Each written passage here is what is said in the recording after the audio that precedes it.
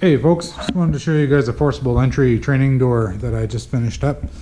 So I built this for our local department that I've been on for 20 plus years. So this door was modeled somewhat off of a training prop from the neighboring town with a few changes and improvements. So we started with a commercial door, steel door. This was salvaged out of one of our municipal buildings during renovations. So beefed it up, added a 2" by 1/8 plate down the spine on the opening side. Also added 2" by 1/8 plate up on the top here, and about 12 inches by, I think it was 4 feet, 1/8 plate here. So bolted through with a couple of bolts, and then welded down the seams as well. That way we can reef on it, bang on it, jam a Halligan in there. Hopefully we're not going to do too much damage. So on this side, similar thing, we just did a 12" by 4 foot plate on this side. Just did a quick improvised deadbolt, just a bent nail, a few nuts, and a plate here to keep it from unbolting while we're working. So here we have a pocket. This is just 2" by 2" steel, 1/8 thick.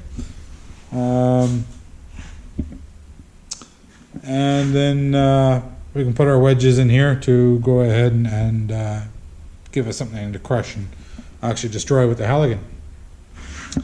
So you can ignore these nuts here, they weren't used. But what I did do is weld a nut similar to this on the inside right here, and then ready rod with a nut welded on just for the lack of a long threaded bolt, and a couple of valve springs here and down there. So the reason I went with this is now I can adjust these bolts right here, and that's actually going to allow me to move my jam back and forth. So this jam is spring loaded. It slides. We just got a reinforcing plate here to keep it in a channel. Same thing on the bottom. And it actually sits on a little puck of UHMW plastic that I had laying around just to help it slide. On this side, we have a jam. Again, this is all 2" by 2" tubing, pretty much. So our jam on this side, let's open this door.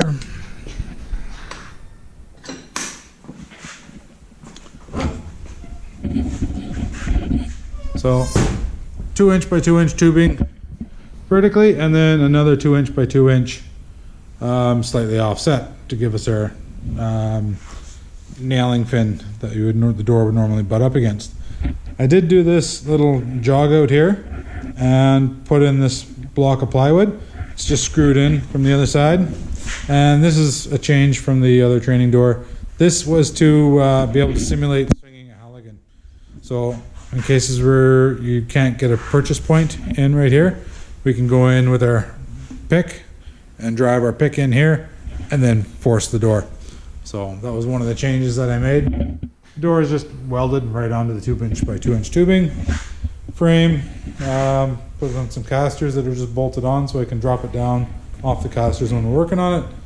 Tip it either side, put the wheels back on, and roll it out of the way when we're not using it. So the other thing I did with this door is we did need to have this vertical brace right here just to keep the frame from swinging side to side. So what I did is I spaced this so that it was 17.5 inches apart.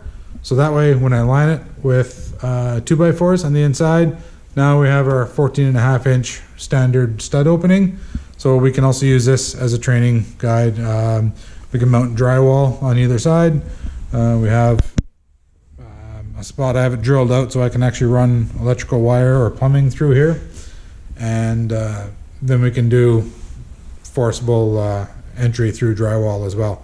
So chop through and have firefighters pass through there. So only other thing that I was going to do, I may have to adjust these springs and shorten them up if there's too much spring tension. The other thing I put on here was a plate right here, and that way if I wanted to have a milder crush or a crush where the jam isn't just spring loaded, the other training door that we used, the jam is really springy, whereas a wooden jam is usually going to crush and give way and not bounce back 100%. Whereas with these spring jams, it returns 100% as soon as you slip. So I put this plate on here on this side. So if we find the door is too springy once we start using it, we can take a little bit of spring action out of here and then just take a couple of plywood wedges, put it in right here, hold it on with a pair of vice grips, and then when you go to force that jam, it's going to crush the plywood here and not necessarily rebound 100%. So hopefully a little more realistic like a door. So that's our training prop. So